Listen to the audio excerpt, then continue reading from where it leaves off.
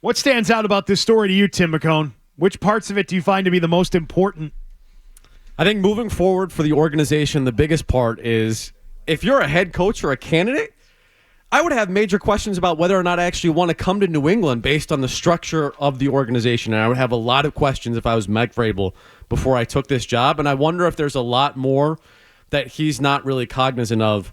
You know, we've heard that he wants to be here in New England and this is the spot and everything like that. But I do wonder if some of that is history of being here when Bill Belichick had this thing rolling and it was buttoned up in a real organization. Because, man, some of the stuff that's in this article would give me real pause if I was taking over the organization as the head coach. The first one is something that we've known for a long time, which was that the candidates for offensive coordinator last year were unimpressed by the questions and the process that took place. I'm not sure, other than Gerard Mayo not being part of that anymore, what's changed in terms of the questions and the process that's taking place in terms of the interviews. The second thing is the Elliott Wolf stuff in here. And then the third thing is that there's a rumor spread inside the building that ownership ordered Jelani Tavai to be benched for his comments that incited an already angry fan base, they write. So if I'm a head coach, I'm now getting orders from ownership about who should play and who shouldn't. Well, think about what he did. He attacked the fans. I understand that. And I understand that that head coach also might have told people before that he was benching someone and he didn't wind up benching him. So if you're ownership, you want a clear, concise answer on that. But if I'm a head coach, I also look at that and say, wait a second here. I have ownership stepping in and telling me who I can and can't play. Is that somewhere that I want to be? I don't know. I would want a legitimate answer from the ownership group about that situation. The biggest thing to me, too, is the split between the front office and the team. Like, that's got to go. There's too many guys talking, too many people giving all these little things out to the press. They got to eliminate it all. Like, that's one thing. When Bill Belichick came here, when he came back here after Parcells, he fired everybody. He got rid of Johnny Parker, our strength coach, because he knew that he was calling people down at the Jets when those guys were with the Jets. So whoever comes in here, I think you got to rip the whole thing off. I don't think they can work together. I really don't. So I'm with you. Like the Elliott Wolf thing, if I'm Vrabel, that's another question I have. Because in this article, again, it's something we've talked about throughout the whole season, but that they relied heavily on Elliott Wolf to find assistance for Gerard Mayo. And I think we spent a lot of time talking about, that shows the inexperience that Gerard Mayo had because he didn't have that Rolodex and stuff like that. But then I look at it. If you're the GM of the team and you're trying to set up your coach for success with the assistants that you surround him with, and the coaching staff winds up being a first-time head coach, a first-time defensive coordinator, a first-time offensive play caller, a first-time special teams coordinator, a first-time offensive line coach, a first-time wide receiver coach, and a first-time linebackers coach, is that setting your first-year head coach up for success with the staff that you built around him? And then on top of it, when things don't go well with the staff that he built on him, he has quotes talking about how the development of the players didn't go the way that he thought. Hey, guy, those are your assistants. Those are guys you hired. So what are we talking about here? That is an interesting story because Elliott Wolf was the guy responsible for hiring most of the guys on the offensive side of the ball. Van Pelt leaned on Elliott Wolf in saying, we need assistants. Who should we go get? Elliott Wolf hires one of his guys in Alex Van Pelt and then helps Van Pelt hire the assistants. And then he criticizes those assistants for not developing the receivers? Wow, that is covering your own ass. Elliott Wolf's a fraud. Guy sucks. He'll be gone in months. He'll be out of here. Another C. Cover your fraud. own ass. Total fraud. Cover your ass. That is a fraud move. Oh, these guys didn't develop them. Well, you hired them. They're your guys, Elliott Wolf. There's more in terms of quotes on that, by the way, in the story. And it's from a quote. It's a quote from someone who disagreed with Wolf's assessment on the wide receivers. Sometimes when people say, well, how come those two didn't develop? It wasn't like they weren't developing, a team source said. They just weren't where they needed to be. Some guys were just better. Meaning, yeah, they got better, but they still weren't even worthy of playing time. Right. Yeah, they were better than the day they arrived here. They were developing, but they're just not good enough. See, that's on the coach, though. So you hired a receiver coach that had no experience there. You hired an offensive line coach that really didn't have much experience. The only guy that really had experience on that offensive staff was Bicknell. And that was the best unit on the offense. The 2 tight ends and his picking up of Hooper, that was the best unit on the offense. Everything else, throw it out. Yeah, because Austin Hooper and Hunter Henry are pros, and they've proven they can play in this league. Yeah. But I mean, that's why they played well this year. The 2 receivers they drafted are not. And in fact, those 2 guys did not help Elliott Wolf's case the way they conducted themselves this year. They acted like clowns. Yeah. That receiver room is rotten. Terrible. KJ Osborne. And that's a reflection on the guy who brought them in. If they were free agents that he had brought in, if it were KJ Osborne, they'd end up like KJ Osborne. Out of work. Looking for a new job. See, that's the thing I remember, too. So we draft Brisby. We had Terry Glenn. You had Sean Jefferson. I can't tell you who our receiver coach was, like in the mid-'90s, because those guys were good. Like, we had good units. Yeah. We had talent. Whether you liked it or not, we had pretty good talent. Even Timpson and McMurtry, but this is all before Parcells. What year you want me to look up? 94. 1994. Okay. Yeah.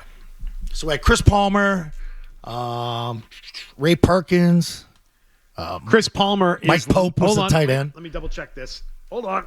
I think it's Palmer.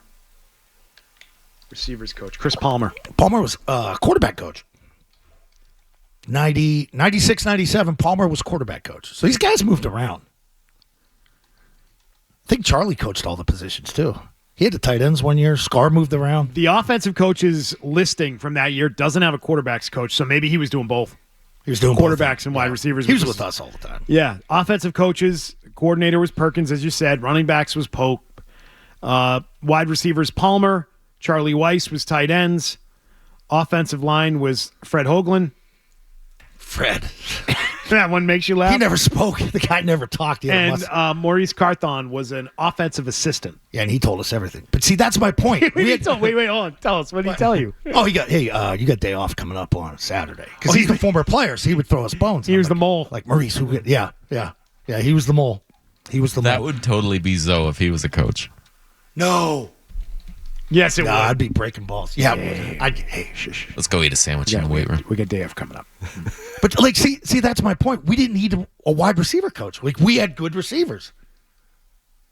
So Chris Palmer would just help out with the receivers. There was not really a guy that would teach them how to run routes. You get here to the big leagues, you know how to run routes already. You could teach them how to read coverage, but we really never had that great wide receiver coach because we had good receivers.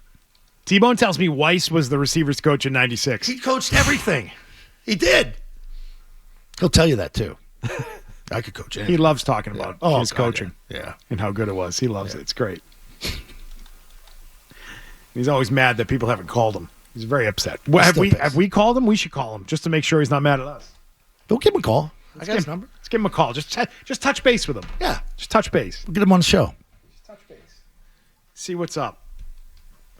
So, are there juicy details in there that make Gerard Mayo look bad in the story, in your mind? Not crazy ones. I don't think so either. Yeah. I'm waiting for the hit piece. Somebody's going to have the hit piece. Because, I mean, you've heard whispers. We all talk about it. I've heard whispers. I refuted the card thing. I mean, he did not sit at the front of the plane. Now, this might all take place at the back end of the plane, but... One team source felt that Mayo had Mayo become more involved, as a hypothetical, had he been more involved, he may not have been collaborative whatsoever. Quote, to all the people saying he needed an experienced staff around him to help him find the right answers and solutions, I don't know that would have helped, the source said. I don't know if he actually would have listened to what they were going to say. Multiple staffers, meanwhile, disagreed with that sentiment, saying Mayo listened as an assistant and head coach.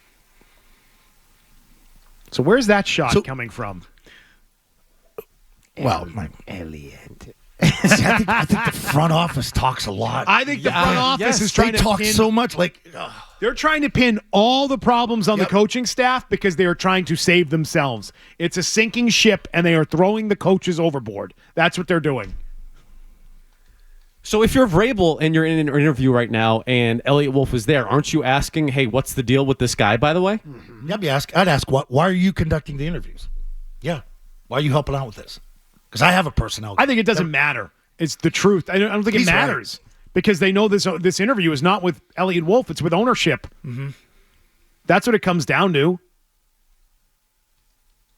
But I think you need- McCone's overall point is right, and that is there should be real questions, not about the coaching staff and what's going on in the locker room. There should be questions about how does this entire franchise operate at the moment?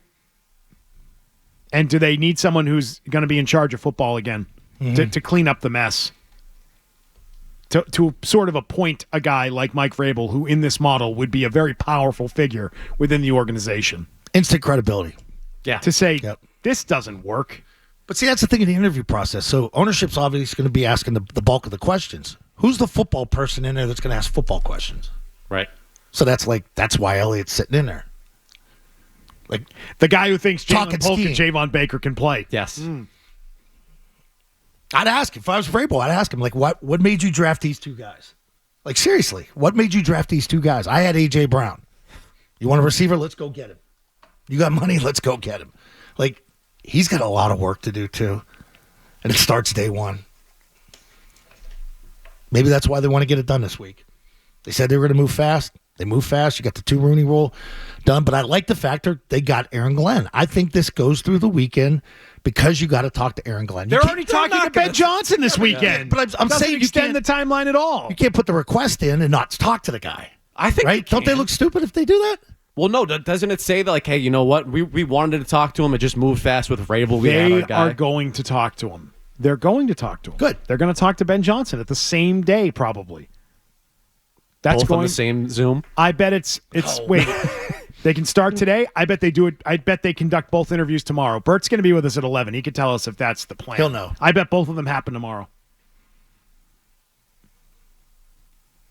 I do Glenn first. If they could choose. Ben Johnson's scheduled for tomorrow already, so it's Aaron Glenn that we're waiting on. Yeah, it's. But while they're on that Zoom, are they also knocking out the contract details with Vrabel while they're course. talking with these certainly guys? possible. Yeah. It's certainly possible. All right, 617-779-0985. Let's grab some of your calls coming up. And we'll talk to Joe Mazzulla, Celtics head coach, a guy who's got command of his team and his situation. One of the good head coaches in town. Not many left. They're a dying breed. Hey, if you like that clip, check out more videos from Zolak and Bertrand right here. For more Patriots analysis and opinion, hit this playlist. And for all the latest from the Sports Hub, download the app at 985thesportshub.com.